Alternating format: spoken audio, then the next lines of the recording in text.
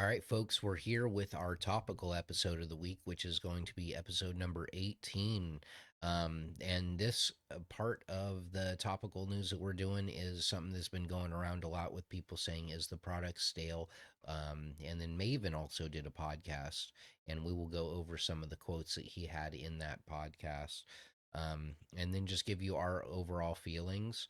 Um, and so we'll just get right into it. So one of the things that he said was the first reason he doesn't watch is just how much the product has changed, and it resembles a completely different show than when he left in 2005. He says it's moved to a more corporate product and seems like a big gigantic ad while he's watching. What's your take on that? I have to agree with him. When I started watching wrestling back in 1978, a very long time ago, the promos were natural. They were real. They weren't these 15, 20-minute segments. You had 2, 3 minutes. It was natural. It was real. There's too much. It's there's too many ads everywhere. It basically, I agree. It feels like you're watching one giant commercial now. I mean, you see the Slim Jim ads on the tables. It doesn't feel like wrestling anymore. It feels like he's right. It feels like I'm watching one giant ad. I mean, if you look at the pay-per-views, the ads in between, I mean, they're basically, I mean, I wouldn't be surprised if next they're going to be trying to get tattoos on the wrestlers to advertise for products at the rate that TKO is going. And for me personally, I kind of understand it. I come from a different era where I'm playing NBA 2K, I'm customizing my court. I'm playing WWE 2K, I'm customizing the ring. And it's a lot like that, where there are logos everywhere and certain sponsorships and stuff you know, like I would always put in my WWE created rings, I put Gatorade endorsements on it, and that was back before, that was back when Vince still had the company and nobody thought about that. But there were a bunch of rings like that. The Gatorade arena, the Powerade arena, all the other ones that you could download.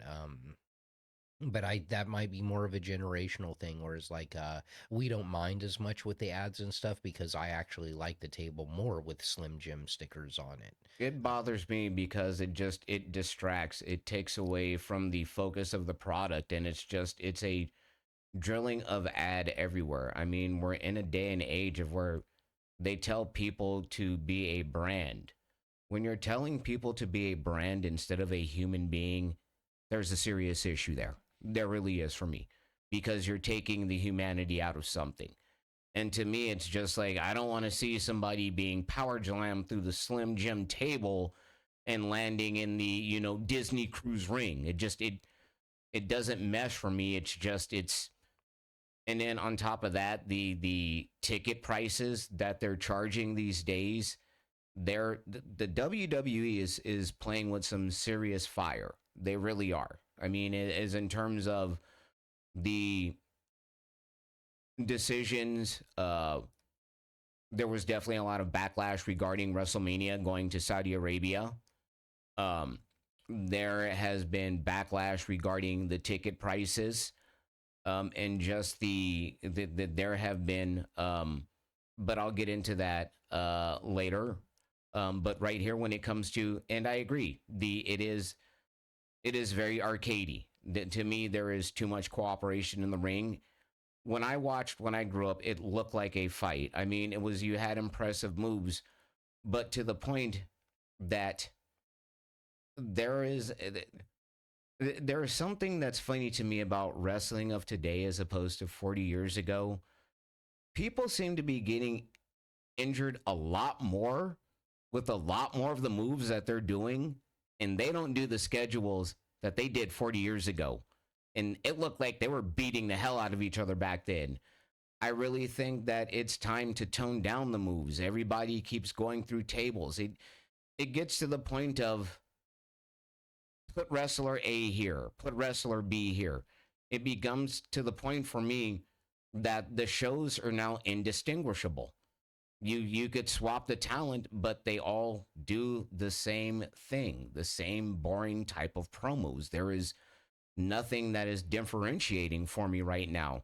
And like I said, even in the matches, it's I can pretty much predict what they're going to do because again, it's the same matches, same moves. It's the same thing over and over again, and for me, it gets boring as a fan. Fair enough.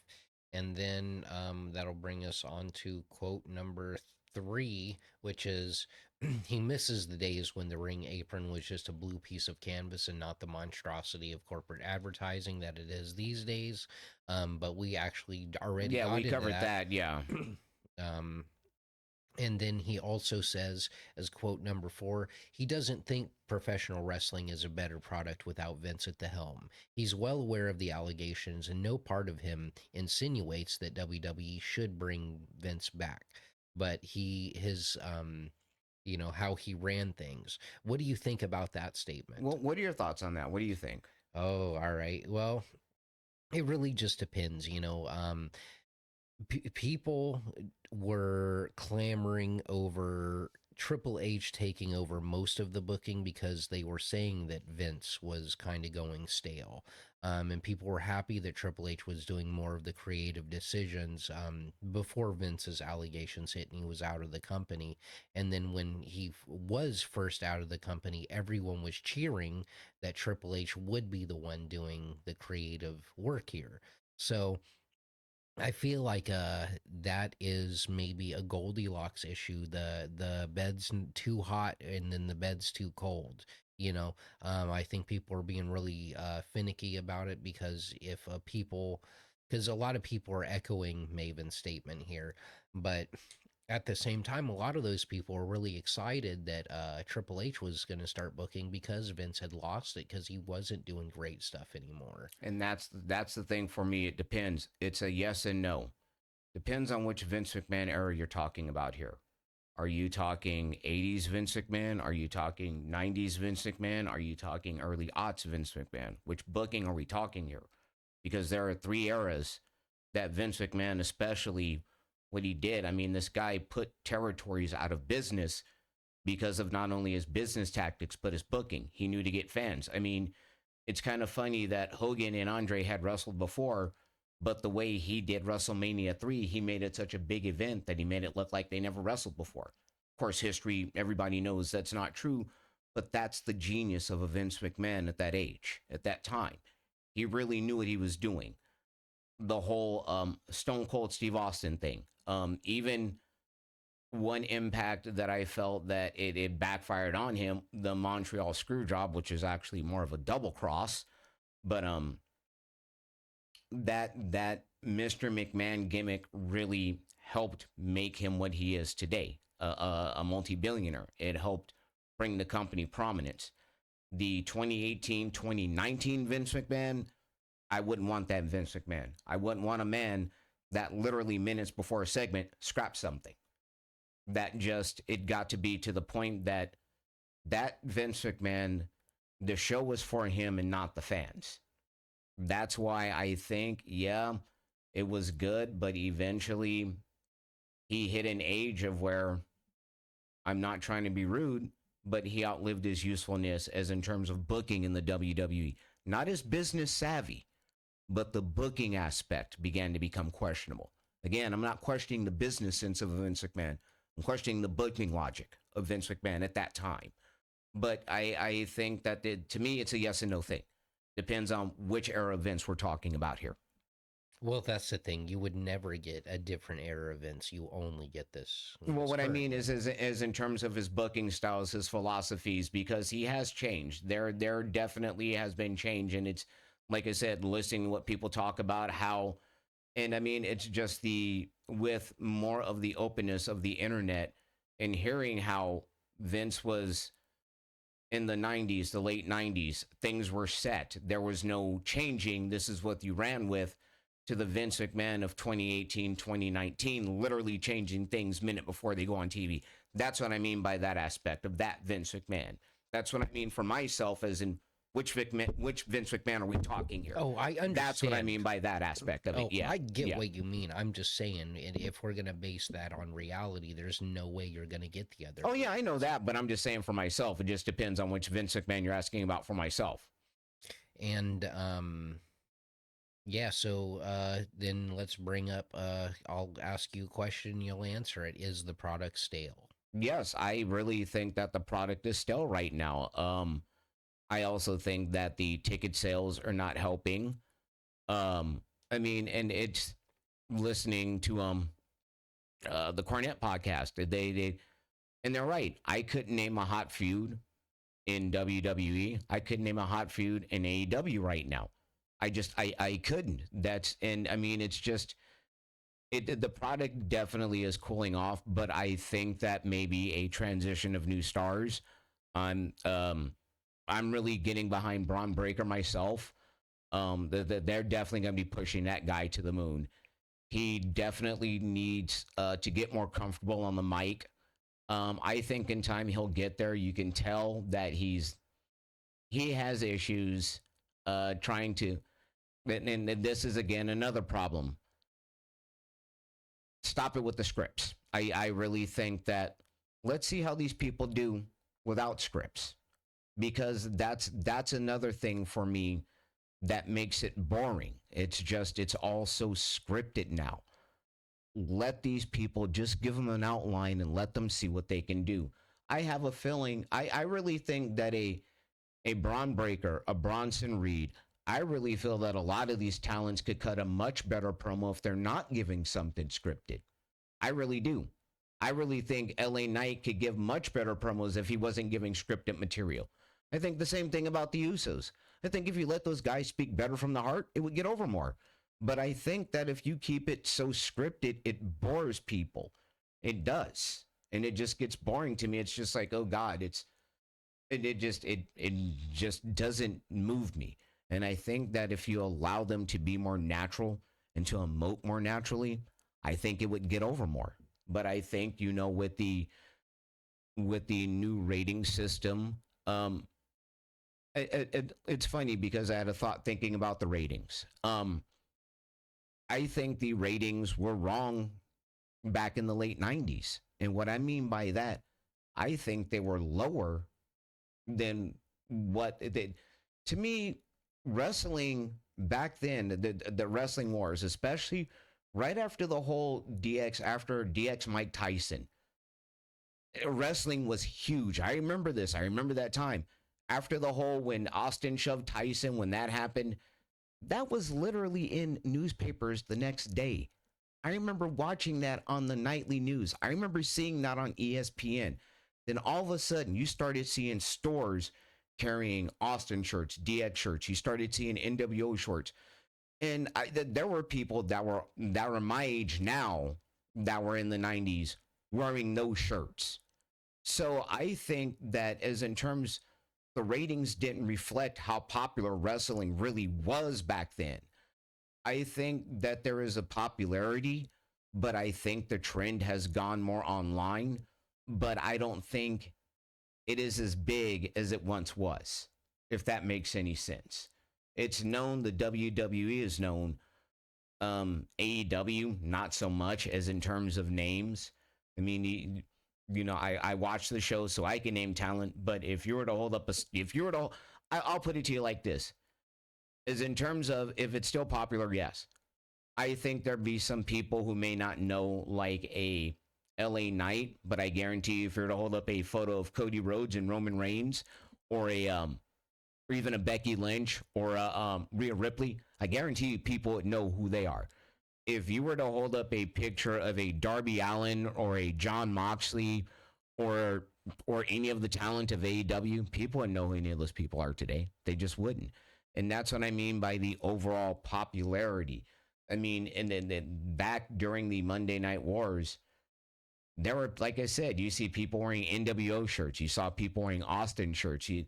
And it wasn't like they wouldn't look at each other like and discuss like, oh, you're wearing an AEW shirt. It was all cool. You're wearing an Austin shirt, or cool. You're wearing an NWO shirt. It was a different mentality back then. with the business. And it seems like it has become almost tribal as in terms of communities on the as in terms of the internet. So I really think that has an effect of people not watching the product. I really think that there are several contributing factors. I also think that some of the missteps by the WWE have hurt them. I think the Cena heel turn really hurt them. I think the situation with The Rock at WrestleMania really hurt the company.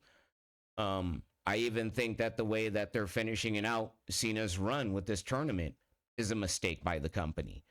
Um, there was the fiasco of the WrestlePalooza situation. So and then the ticket price increases. So right now, the WWE has not exactly made some of the best decisions in 2025, at least from my perspective, at least from a business perspective. We'll see what happens in 2026. So I think that there are several different things that may be working against the company right now. Yeah, I'm just gonna wait it out and see because every match can't be good, every card can't be good. Um, I like a lot of the stuff that is happening in the WWE right now, so I'm just gonna wait it out. I'm gonna hope that some of my people get some championships. LA Knight. And that's all I really have to say about it. I do have one more thing to say. I really think that if they've been touting, as the WWE has been openly touting that they're using AI now. I wouldn't be surprised if this AI is what's behind the John Cena 16 tournament thing. If I were a betting man, I'd put money on it.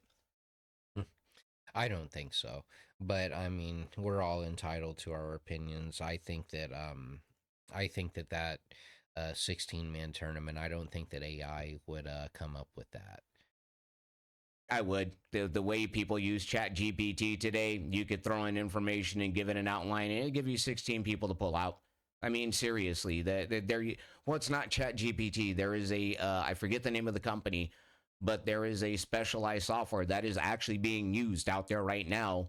There are people in Hollywood that are apparently using it that don't want to name themselves, but it is in use right now, and apparently it has been used in television shows that have been aired. So who knows? I just personally think that you kind of make this mention, then you kind of all of a sudden throw out this tournament. To me, it wouldn't be surprising if it was behind it. I'm just saying that it to me just it with technology today, it just kind of has the hallmarks, and I'll just call it a hunch after all the years I've spent in technology. It wouldn't be surprising to me that they're using AI for the storyline. That's all I'm saying.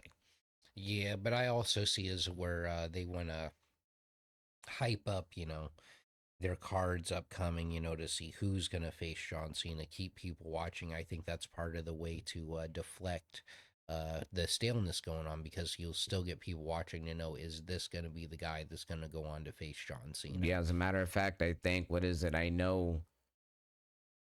think it's Damian Priest. I believe he's taking on Rusev and Shinsuke Nakamura. Who is he wrestling? Sheamus. Yeah, and Sheamus. So they're already starting to set up the tournament. So, like I said, it will be. Honestly, I really hope it's somebody from NXT. I really hope it's somebody young. Personally, I'd love to see it be Javon Evans. I'm a huge fan of his.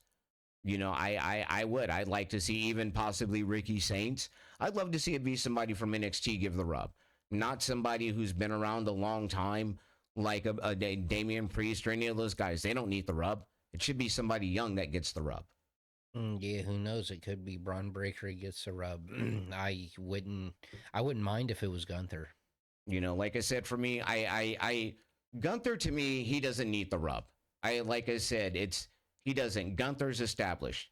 This, to me, the only way to make this work, in all seriousness, the only way to truly make this work, it has to be somebody from NXT. I don't think it can be anybody on the roster. I don't. I think because the way that they make Cena special, the way that they're making this such a special thing, if you really want to keep it special, then hey, you make it somebody from NXT and you keep it special. Have him lay down for Mr. Iguana. Or even Joe Hendry. I do. I don't think it'd be Mystery Iguana. I know. I'm just saying that to Yeah. be But to me, I think if difficult. they want to keep it special, have it be somebody from NXT. Well, that's all I have to say. I'm good. All right, well, guys, that was episode 18 of The Mark and the Shark. We do have a Discord if you would like to join on the Discord and discourse about wrestling. If you would like to leave a comment asking about any topics or any shows to go over, we're just doing this podcast. We love wrestling. If there's anything out there, any news you'd like for us to talk about, please let us know. Hey, that's what we're here for, folks. Yep, here for talking about wrestling and just having a good time. And I always like talking wrestling with my buddy over here. So, that now we're putting it into a show. It's kind of funny, but, I mean, we would be talking about wrestling anyway if we weren't doing this. So I might as well Exactly. hit record. And if you did want to get a shirt or something, we got markandtheshark.creator-spring.com. We have a couple different collections. We have the support collection, which is the ones that have the price on it stuck up a little bit higher, so all of those funds from that can come into supporting the podcast with equipment and stuff. And then I just have the regular line where it's where we basically make no profit off of it, less than $1 on these items, because we just want you to be able to have a shirt for a good price. So we got $20 shirts and we got $60 shirts. So whatever you want to support with it, I mean, people Yeah, see you wearing it and they'll ask you, hey, what's that? You can tell them, hey, check out the podcast. exactly. So please support and like. And yeah, support, like, subscribe, comment, tell your friends. And you can even mark out with us about all of our, wrestling stuff. And I went ahead and put the Discord link back on the screen so you can pause it and join in on the discussion. Thanks for watching. You folks have a good one now.